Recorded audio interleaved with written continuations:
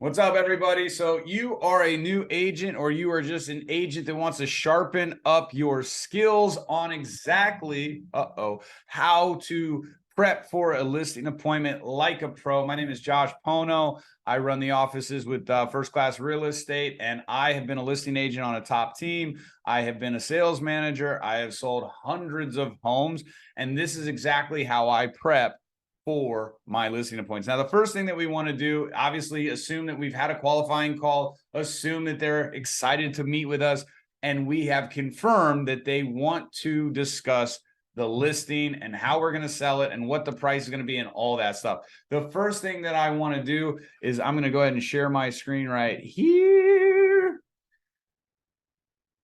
First thing I'm going to do is I'm going to log into the MLS. Okay. For those in the MLS in San Diego, it's sdar.com. That's sdar.com. I'm going to put in my license number, my password, and I'm going to cruise right into the MLS. Now, I'm going to go to the tax record.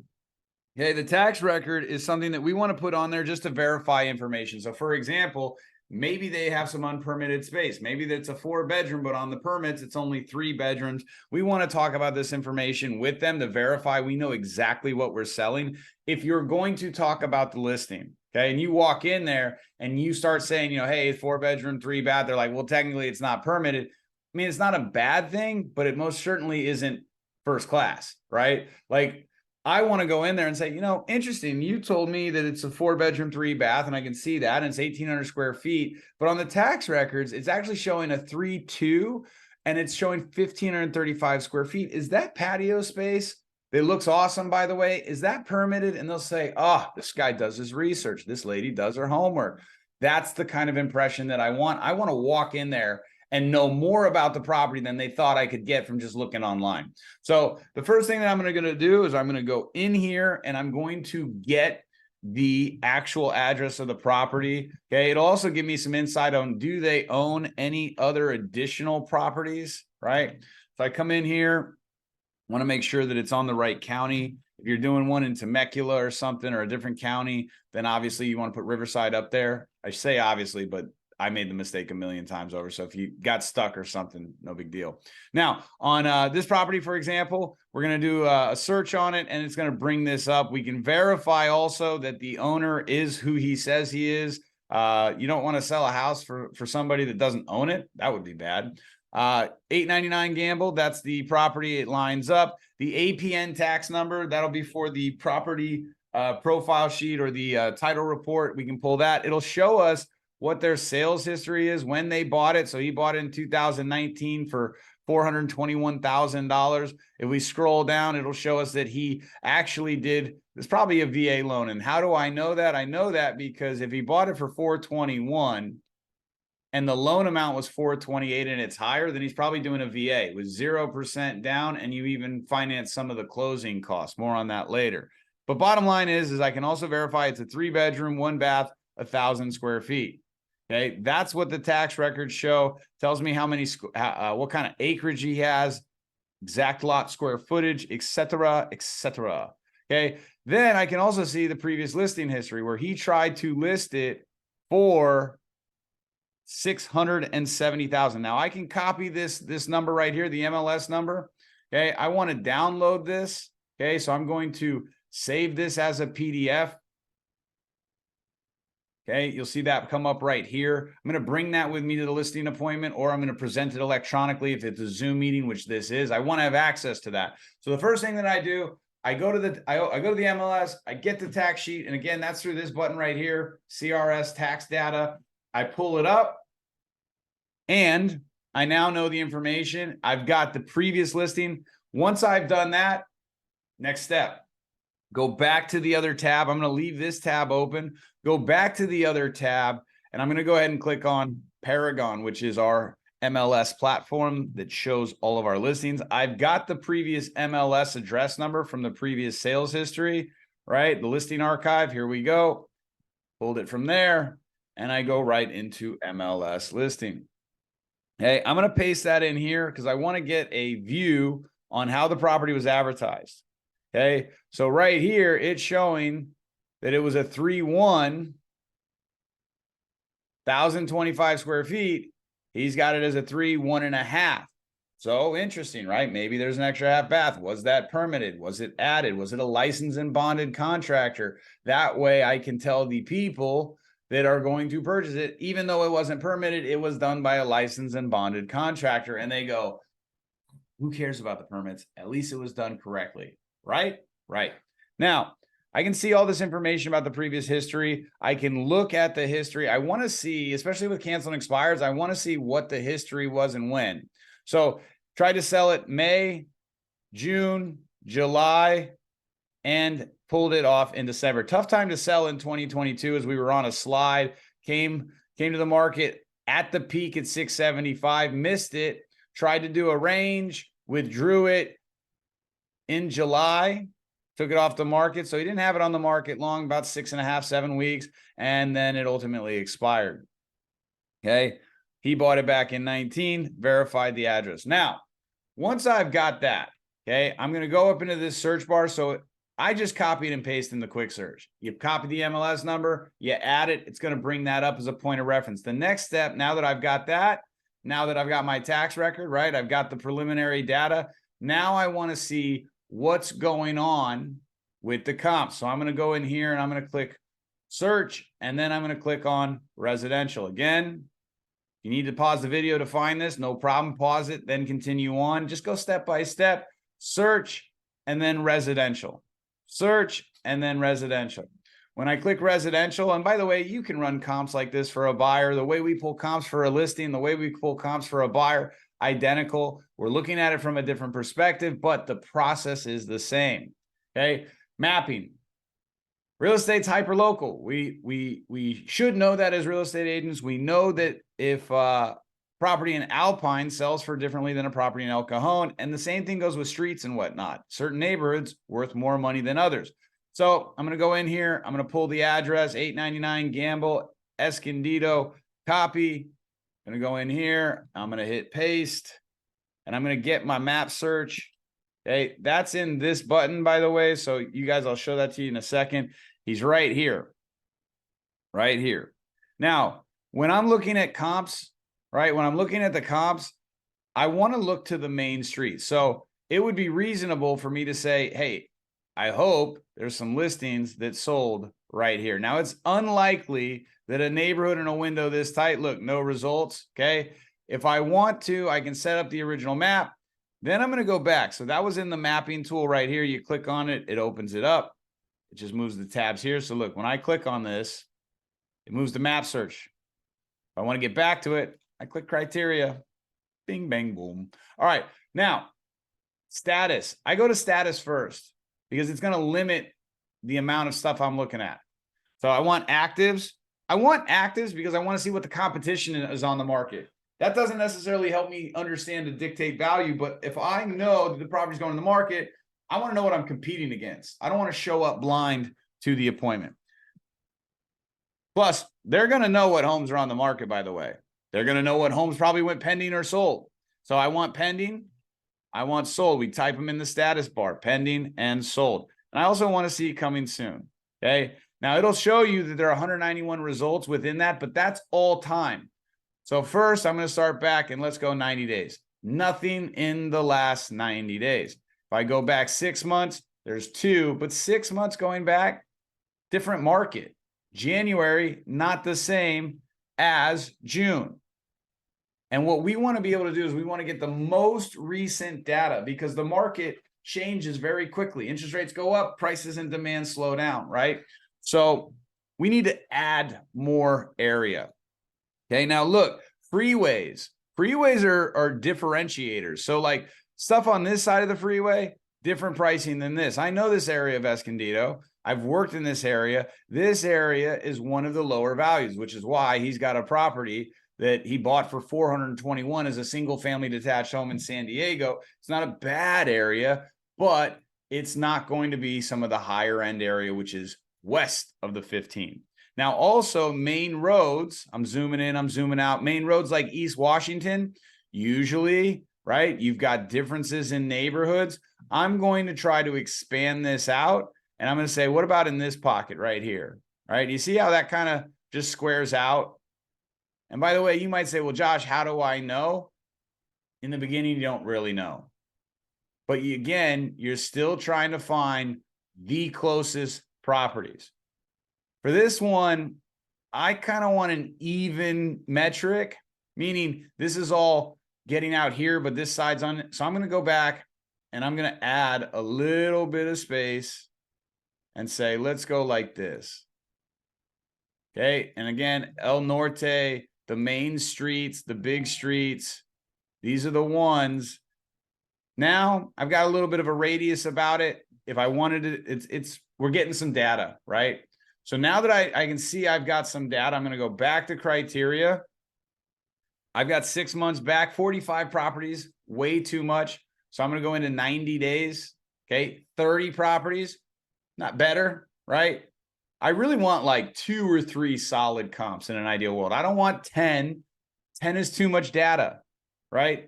Analysis paralysis. We don't want to overanalyze. We want to make it very clear so that they agree with our pricing and it's not refutable. So we know we're looking at 3 bedrooms. Okay. So I'll go 3 to 4, 5 bedrooms. Nobody who needs a 5 bedrooms looking for a 3 bedroom. And you notice right there, I go from 30 to 10. Okay. Bathrooms, I'm going to leave alone. Tax records say 1. He's got 1.5. 1 to 2 would be fine. Okay. 1 to 2. Now you notice 6 properties just popped off, which is kind of interesting. That's what it is. So some of them have 3. Now it's most likely the 4. Does that make sense? Right? Like, so I lost properties. If I'm looking for a 3 to 2, which is the most relevant data, I've got 5. Now that I've got 5, 90 days back, all activity, 3 bedrooms, 1 to 2 baths, I'm going to hit search. I'm going to take a look at it. I'm not saying I'm not going to come back, but I'm going to look at what my results are doing. Okay. And we've got 5 properties. Now, square footage, big driver of value. Okay. Big driver of value. Now, when I'm analyzing this though, understand that when square footage is kind of like Costco, the more you get, the better price you pay. So when we're looking at a price per square foot, which is the total price divided by the square footage, what's your price per square foot? The lower the price of the lower the square footage, usually it gets a little modifier. So for example, a 1,500 square foot home is going to get a lower price per square foot typically if the properties are the same, right? I'm talking if they're identical, right? And we've got to do our valuations. There's no exact science like at 1,000 you get a 0.25% multiplier. There's no, because properties aren't alike. Right? They're not identical. But if they were identical, 1,000 square foot house would have a higher price per square foot than a 1,500 square foot that was in the exact same model, the exact same condition, exact same everything, exact same location, everything. It would be a little bit lower because it's like Costco. You get more for your buck when you buy. Okay, so this is at 3, 1.5, 1,200 square feet, priced at $650, back on the market. Okay, so I'm going to take a look. His property, if I want to take a look at his property, I go quick search. The reason why you bring up his property first, you get the photos. Okay, so I'm going to cruise through the photos to get an idea of what I'm selling. Nice little curb appeal, 1-car garage. That's a little bit of a detractor for some people. Very tight. If you got a truck, I don't know. Looks like newer roof. Looks like some exterior has been done. Decent curb appeal, not the greatest house ever, but, you know, kind of cute, kind of charming, sort of. Okay, decent photos, not done by an iPhone, no fingers over the lenses. Okay, this photo, whatever. Okay, going in, decent floors, a little bit tight, but it's 1,000 square feet. Interesting photo. You can see there's a little bit of limited parking, lots of parking being taken up in the front of the house. Space is okay. Kitchen is nice, right? You got granite countertops or quartz countertops. You got some new lighting. This was remodeled recently at some point.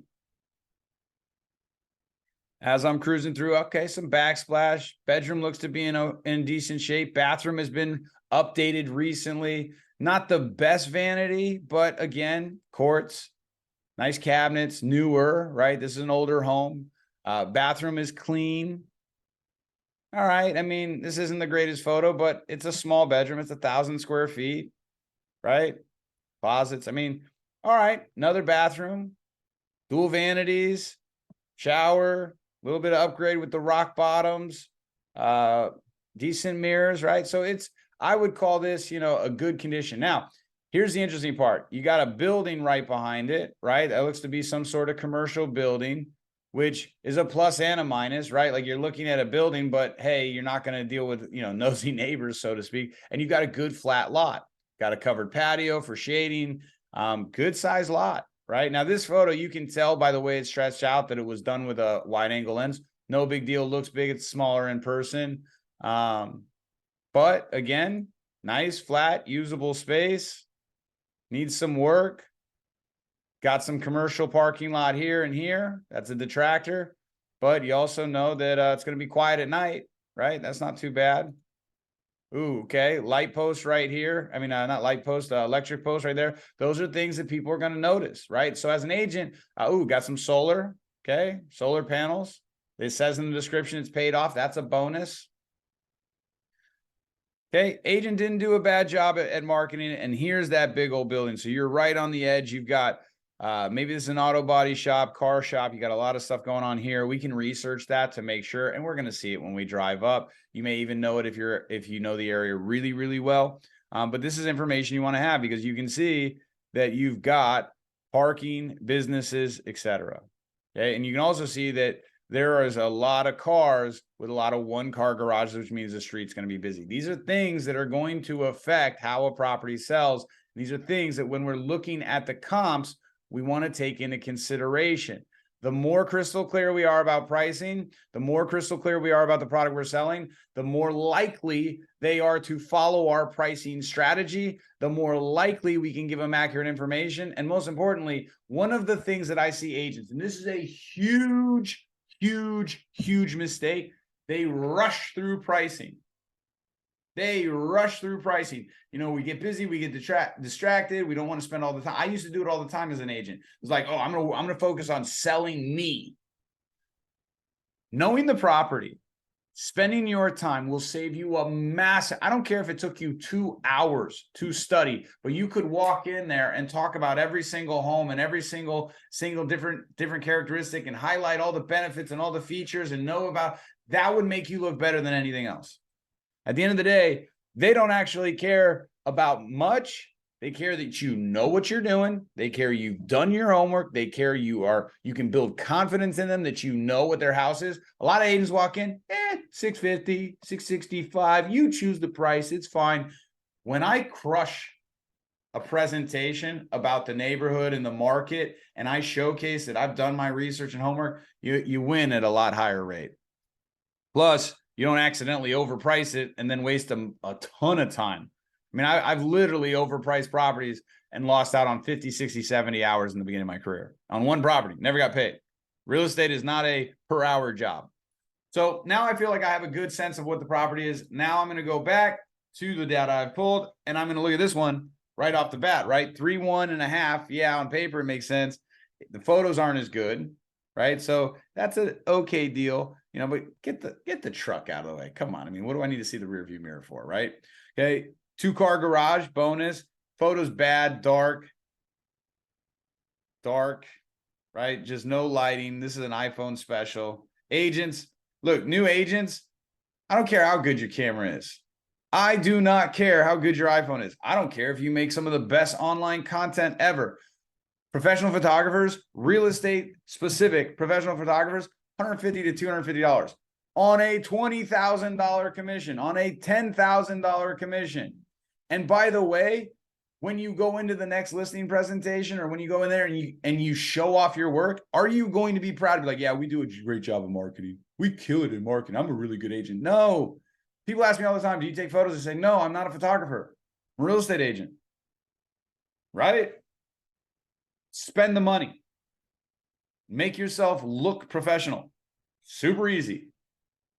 Plus, you get to brag about how you got a team. I got a team of professional photographers. I only work with the best photographers. They're going to make this house look bright, big, beautiful. Your photos are going to shine. You're going to regret selling it. You're going to fall back in love with your house. You got to have fun with this stuff.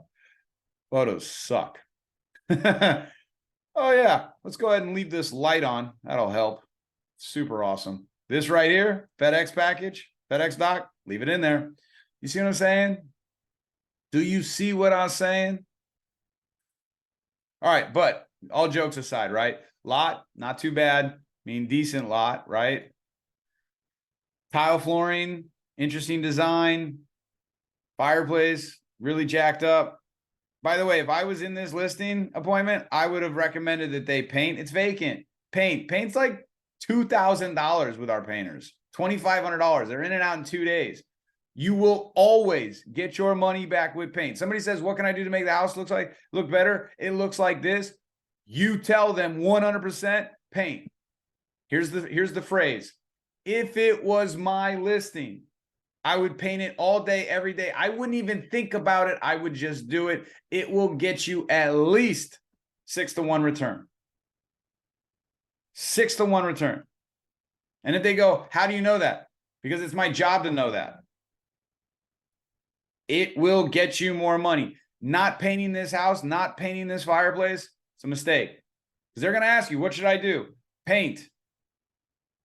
If they've got a little money, staging, paint and staging. If somebody ever asks you about a vacant house that looks like this, painting and staging 100% is worth your money every day, all day. It'll photograph way better. I've gone in expired listings and I've literally just painted and staged and they sell for more money than previously.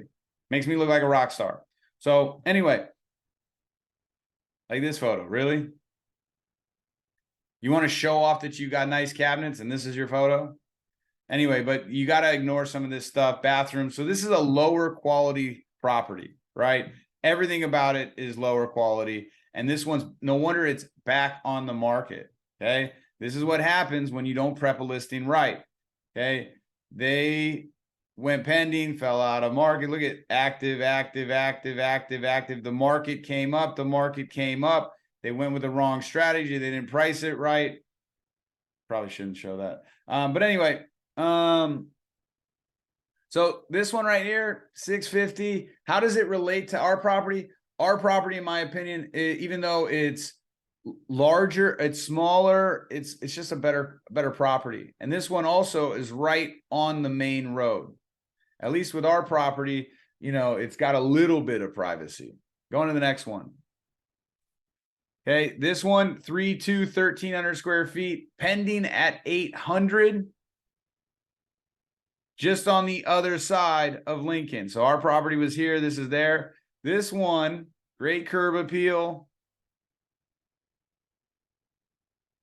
Decent floors, photographs well, a little bit of pop and color. This is a big deal. That open living room, open concept living is what people want. It's nice stainless steel appliances. You see the massive difference in presentation? Curtains are open. It's bright. Using a professional photographer. Single shower, but at least it's a nice surround. Okay. Subway tiles. Not bad. Vanity. It's not anything special, but it's all right. A little bit of character and charm. Not my taste, but still. Nice backyard. Nice backyard. Nice backyards are important. I mean, look at this thing. This is awesome, right? This is why this thing's selling for 800. Look at the lot. You've got fence, great fencing. You've got solar. You've got a pool. It's raised, but it's still a pool. You've got landscaping. You've got hardscaping. Beautiful, beautiful lot in comparison to what we're dealing with, right? We got dirt. Nice lot, but it's dirt. Landscaping and hardscaping is expensive. That pool is expensive. Okay, so this one went from pending. I don't view this as a comp, right? It's not a comp. Now, I will keep this one by checking this box because this will make me look awesome when I show the client, when I talk to him about it and I talk about the issues of what went wrong. This will make me look a little bit better that I picked that out and he's going to get something better. Okay, here. This is actually a townhome. This is actually a condo, not a comp. Here's a detached home, 3-bedroom, 2-bath, 675, 500 square foot larger. Okay. Curb appeal, not so good. Lot, you know, not good. Inside the house, few upgrades, kind of interesting choices, right? Aesthetically, it's kind of off. You got, I mean, it's not bad. It's upgraded. It's comparable. The style is not my style, right? But it's open. It's painted. It's clean. Some IKEA. You can tell it's IKEA by these. These are IKEA. Basic shower, right? It's okay. Not the best comp either. Lot, nice fence. Okay, nice fence, decent space. The hill makes it a little unusable. So that would require a few $1,000s to get a retaining wall, push it back. It would really open it up. Neighborhood, it's okay. You got some building going on next to it. This one sold for $675. Sold for $675. 1511. It's not exactly. Okay, here we go. 3/2/1170. Built in 96, so it's going to be a different scenario. Our property was built in, you scroll down over here, 1960. So you're going to get a whole different feel on this one. 2-car garage. Solar on the roof, you can tell. It's open. It's cute. It's upgraded. Fireplace looks good. Nice little wood mantle. It's got some charm with these open books, with these open shelving. People like that. It's clean. A little bit of a feature wall. A little bit of, I mean, this one's got character, right? And it's updated. It's clean. Another feature wall. Bathroom isn't upgraded that much. Like if you look at the shower, it's okay, but it's livable. Backyard, pool. This is nice, right? You got trees, you got the whole scenery. They got the chairs out there, the nice furniture. A little bit of an orange tree. Get yourself some vitamin C. Sold for $700. So this one's larger, well photographed. It's very close, just on the other side of the street. I'm going to look at the lot size on this one. So I'm going to click this tax record right here. And I'm going to go over here and I'm going to pull this tax record for this property. I've got mine. The question that I want to know is what's the lot size? So here's ours, right? And it's a 6,800 square foot lot. So this one, I'm going to go down and look. 3.2 on the tax records, right? So there's a difference as well. Even though we have 2 bathrooms, tax records only show 1. 6,400 square foot. So to me, when I'm looking at this, I go, okay, cool. This property sold in March. This property sold in March. Why is that important? Well, because the market's different now. Okay. I need more data though. I mean, like this is a decent one, but I mean, literally, I've got one property and it's not even that close. So what I'm going to do is I'm going to go back 6 months. All right, I got 11 now. I'm going to hit search. I'm going to redo the process, and I'm going to redo the process until I refine this to identify my subject property. So we already know this one's here.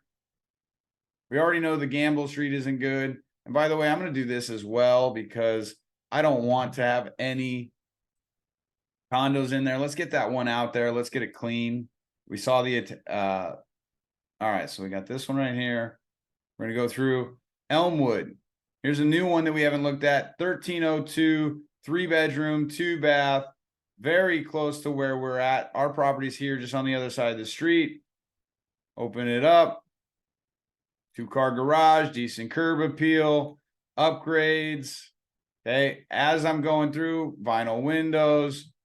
Okay, no AC or maybe just AC here. That's a big difference. Fireplace is looking good.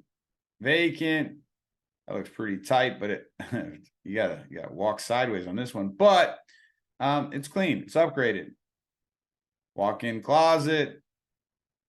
Interesting turf, but yet decent lot. Needs a little bit of work. This one right here sold for $650 on the market for 221 days. Let's take a look at that. That's interesting. Okay, there's something going on with that, but nonetheless, it's a decent comp. It's not the best, but let's keep going. Okay, here's 132, 1277.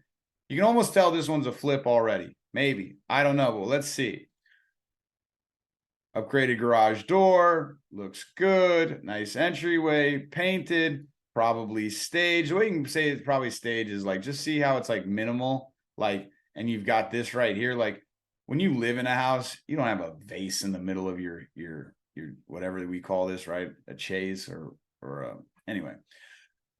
You got this, I mean, this looks like out of a magazine, right? So it's likely staged. The guy's a real estate broker. I saw that in the confidential remarks. You know, you got this eat thing here. When it's like generic and simple and clean like this, it's likely to be staged. I mean, you get this staged feel, right? People don't live like this, not often. So it's a fair assumption. It's reasonable to assume, you know, new appliances, this little thing right here, no blenders, no butcher blocks or knife blocks, all that stuff. Everything's brand new. I mean, you get it, right? So this one is similar to ours. And you've even got like this little ADU space, maybe. Decent backyard, prepped well, looks good. This one, 3-2. Talking about the seller's agent, spacious backyard. Portion of the garage was converted. So that's what it was. Okay. This one sold for $672. It's close, but it's not exact. So we keep going, but let's keep it in the bucket. Okay. Here's a 3-1, 1,025. Now we're getting somewhere. Just check this out. This is a 1960 3-1, 1,025. This is what appears to be a model match. And if we look at the location right there. So we've got ours, which is on Gamble. Theirs is on Gamble. This is perfect. This is just a few doors down. Okay, 3-1. A little bit of an extra hardscape here. One photo. Okay, not much. So when it says not much, one car garage can be converted, blah, blah, blah, blah, blah. 3-bedroom, 1-bath, brand new carpet, vinyl flooring, paint, recessed lighting, brand new kitchen cabinets. So this one was remodeled. This one sold for $585 in January. So this one right here, let's keep that. All right, so now we got Kathy Court, 635. Looking at it, we got 1,102 square feet, which is a good comparable. 3-bedroom, 2-bath. Opening it up, doesn't have great curb appeal. And by the way, I'm just walking you through what my brain's going through so you can see what I'm seeing or look through the lens that I'm looking through. And as you get better, you can move quicker. Like, because I've done this so much, I can see there's a decent roof, overgrown yard, old aluminum patio cover, aluminum doors, aluminum windows. So this house hasn't been upgraded in quite some time. Yep, there you go. Usually when you see those kind of signals outside, you're going to see these kind of properties inside. Lots of wood paneling, laminate floors, a little bit of dim lighting. Photos aren't fantastic. I mean, it's tough to shoot this property like this well. Notice the carpet. Notice the entryway. This is something, by the way, if you're working with a seller and you see this kind of carpet, like, did they clean it? Yes. Was that an A effort? Sort of. Carpet's cheap and it goes a long way. So just go get a cheap carpet in there. Nothing major, nothing fancy. But if it was in a back bedroom, maybe not a big deal. But if they've got a little bit of money, that's going to go further, make the house sell better. And you're going to have a nice quick fix where you're not dealing with the first impression being dirty carpet. Does anybody want to lay down on dirty carpet? Hell no. Right? So that's just a little side tip. It's kind of, you also notice it's not open. They've got this wall here. It's most likely structural based on the way the roof line is. One trick to know whether it's not a structural wall, whether it's easy to move or hard to move, look at the roof line. So if the roof is going this way and the walls are going this way, down the middle of the house like this one, it's most likely structural. Now they could still remove it with a beam, but adding a beam structurally, getting an engineer, permitting, all that stuff, it's $7,000, $8,000, $9,000, $10,000 and compared to moving a wall that isn't structural, that's a couple thousand tops. Okay, bedroom, fantastic floral curtains. Bathroom's in decent shape, but it's not anything special. Over here, notice there's no baseboard, right? So this property isn't going to show well. It's probably a rental, probably was a rental. Garage, standard garage. Okay, obviously ours is in better shape. So this one sold for $610 in February. It was a little bit larger in the comparison property, but this is a good comp. I checked the box. I moved to the next one. Okay, Adams Avenue, 3-bedroom, 1-bath, 1,025. Fantastic. That is a good comp because, of course, ours is 1,025. So this is another one right around the corner. Okay, it is on a cul-de-sac, which adds a little value, and it isn't the end unit. Obviously, the further you get down to the cul-de-sac, the better. But again, you got apartment buildings over here, so it's a little bit of a plus and a minus. But either way, nice curb appeal.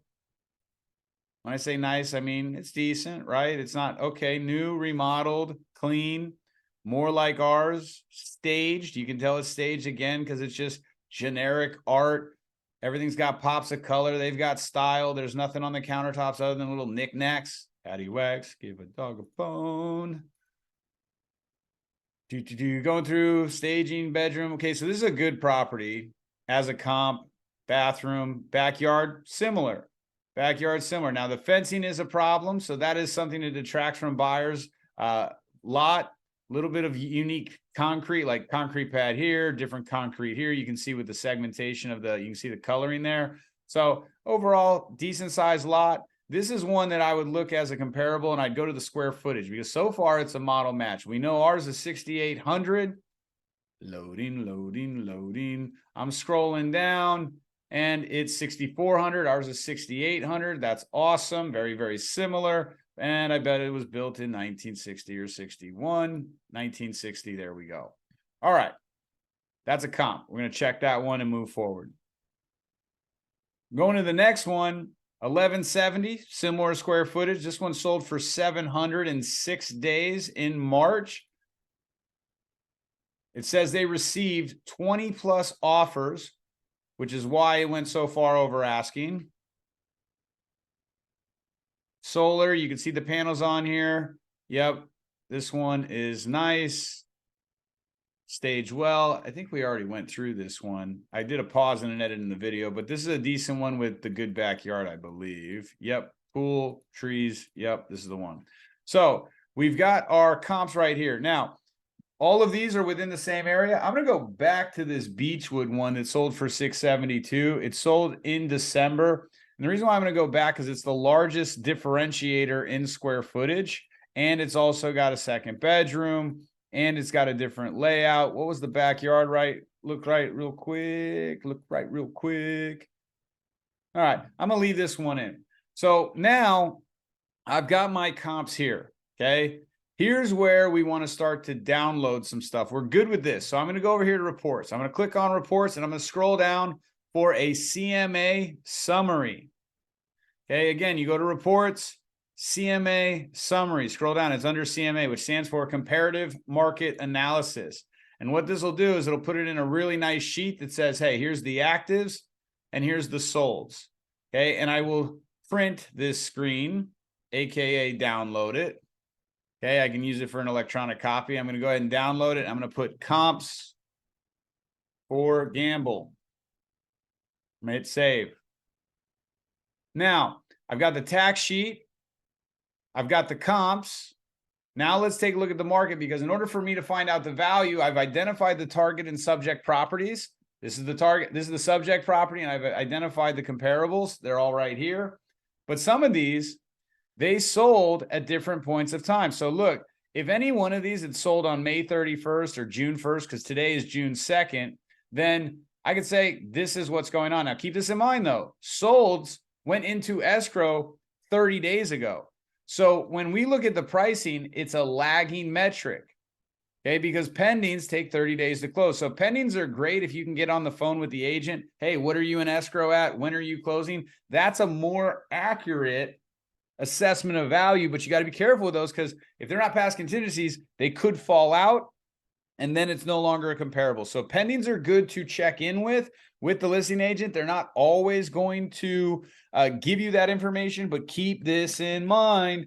If you reach out to them and say, hey, listen, I have a property coming to the market soon. I know you can't tell me what this property is going to be listed for, but Can you give me a ballpark? Because I'm going to price out mine. I want to make sure it's accurate. They might give you around, oh, we're north of 625, just a little bit. Or, you know, we're in escrow at 640 or blah, blah, blah, blah, blah. The next question you ask them is, are you past contingencies? Because if they're past contingencies, if they've already waived their contingencies, then it's likely to close, because if they cancel, they lose their deposit. If they're not past contingencies, you say, when are you past the contingencies? Have you negotiated requests for repairs? Because that's where a lot of deals will fall out of escrow at the inspection process. Now, if they say the contingencies are due, you ask them what up. You say, when's the closing? So you know when that'll become official record. It'll also make you look like a rock star, because it'll help you identify what the current market is doing. Now, in this case, December, close of escrow, COE, close of escrow, 12, 1, 2, 2, 3. So the last closing was here. The most relevant properties, right? So we've downloaded that. The most relevant properties were the 2 model matches. Okay, this model match sold. Okay, this model match right here on Gamble. It'll load up. Let's go back. This model match on Gamble. Okay, get rid of that.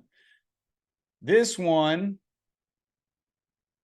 was updated, remodeled. This one was only $585. Now, November is when they sold. They closed in January, but they went into escrow. If we look at the history, they went into escrow, and this is important. They went into escrow in December. So now what we do is we go into InfoSparks, and we take the zip code.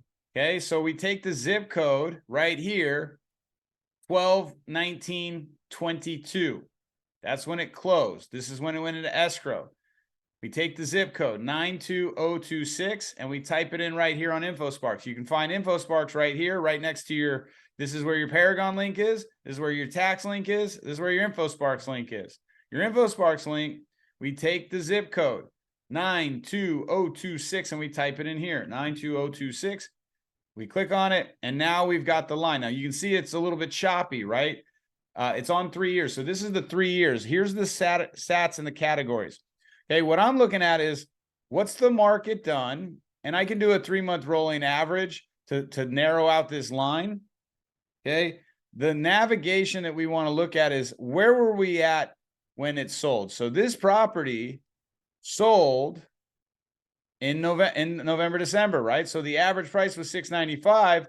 Now the average price is $687. This is saying that this market has not gone up. Now, if we look at the pricing per month, that's a 3-month rolling average. So they take the 3 months, they add them up, and they divide them.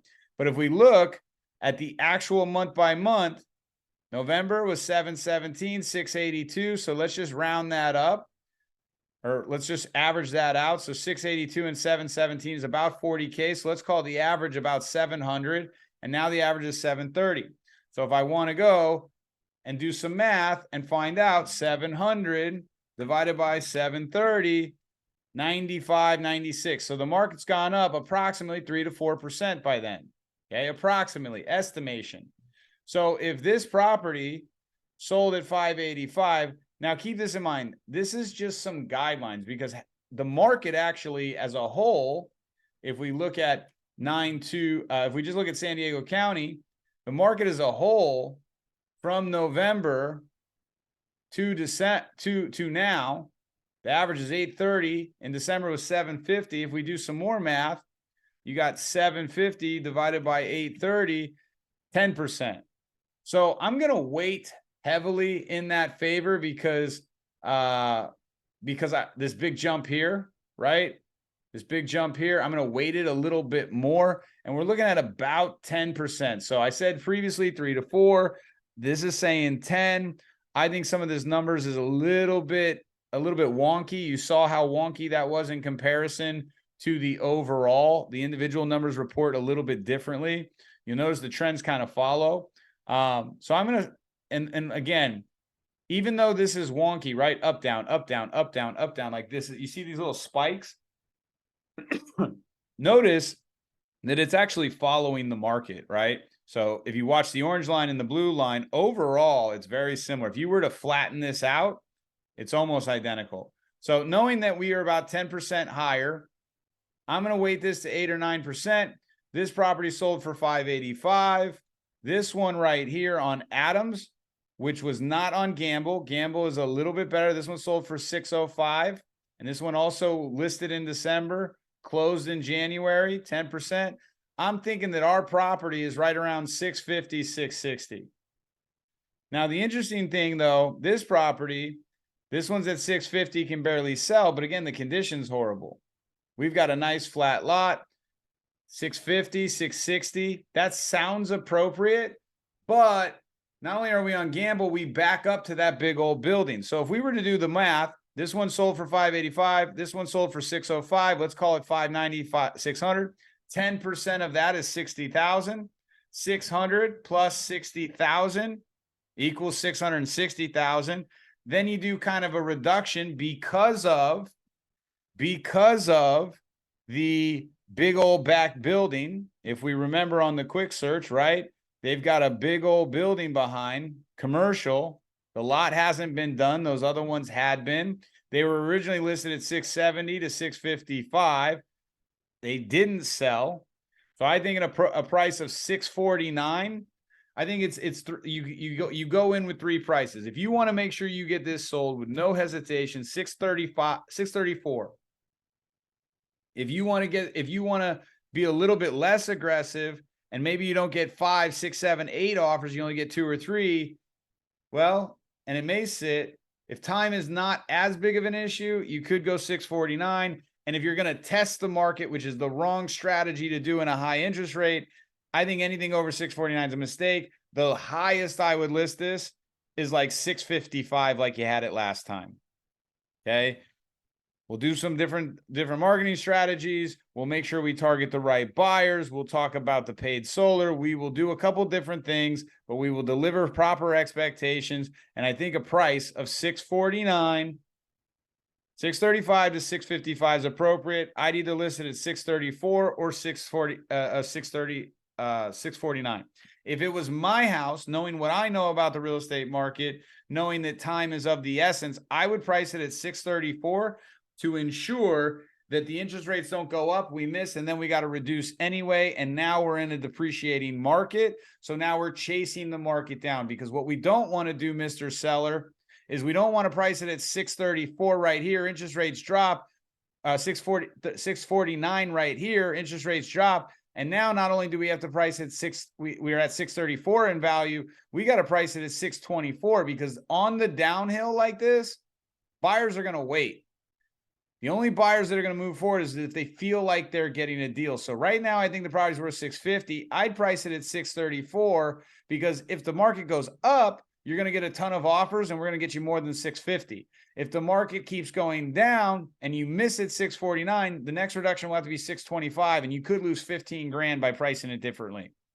Okay, that's the conversation. That's where I'm at. That's what my analysis shows. And now I've got my CRS tax form. I've got my comps on it. I know how to speak through this so I can show them this and tell them where I'm coming from. And then I come in here. I go to the report where I say, give me the agent property grid right here. I've got this. I'm going to print plus. I'm going to remove this off of here. I'm going to add client preferred one. I'm going to click print. Client preferred one will not have the other agent's name on it. I'm going to click print. Bop, bop, bop. Loading, loading, loading. I've got 7 comps. I'm going to download them.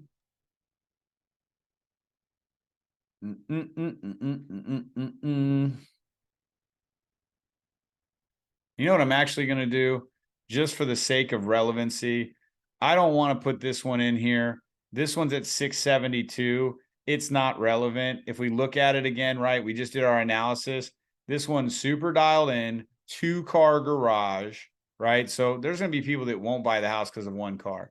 It's got nice landscaping in the back, brand new fence, all staged, painted, et cetera, et cetera. It's a little bit larger. And by the way, this also kind of showcased, right? It's 672. They originally priced it 649. They took the wrong strategy, by the way, and you can see that here. They came in 649. And then look, they tried to reduce to 690. They missed the market. They tried to reduce 699 to 749. Then they're like, oh, we don't want to let go. So we'll just get rid of the top range. By the way, as listing agents, this is a bad strategy. If you tell the market you're willing to take 699 to 7, the only time a strategy like this is good, most of the time, this is when your seller's like, let's do 749. And you're like, no, we got to do 699. And so agent's like, how about we do a range? But you're already telling the market you're going to accept 699. Why would, if you had no offers on the property and you were in a range and a buyer comes in, they're like, you don't have any offers? No, I don't have any offers. Okay, we'll give you 699. Why are they going to start anywhere else? You've already told them. Just drop it to 725 if that's what you want to do. Don't do a range, especially when you've already been on the market for a month. That's a bad strategy. Okay. Then they leave it there for another 10 days. Well, let's leave it at 699. Well, you were already there.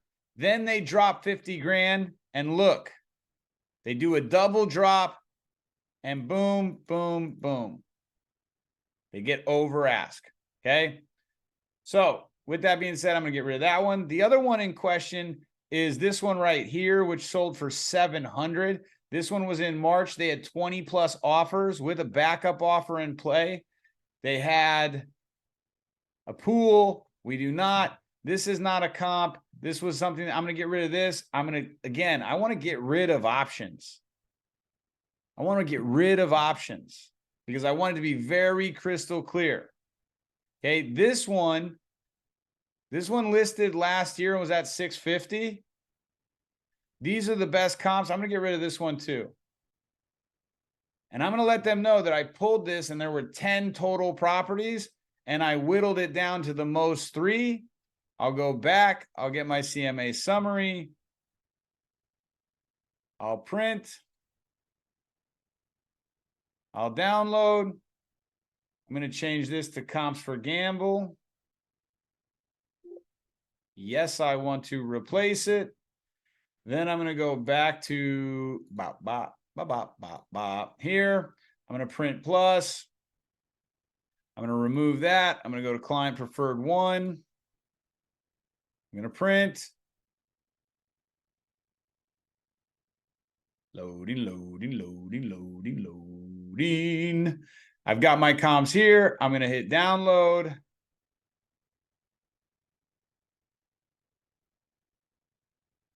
Comps, individual, gamble.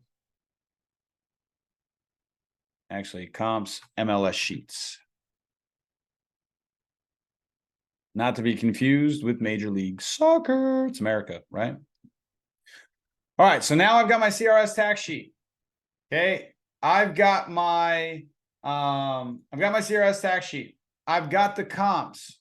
I've got the CMA. I've got all of that. I know what the property is worth. I've got the strategies in play. I'm confident when I print out. I can also print if it's in person.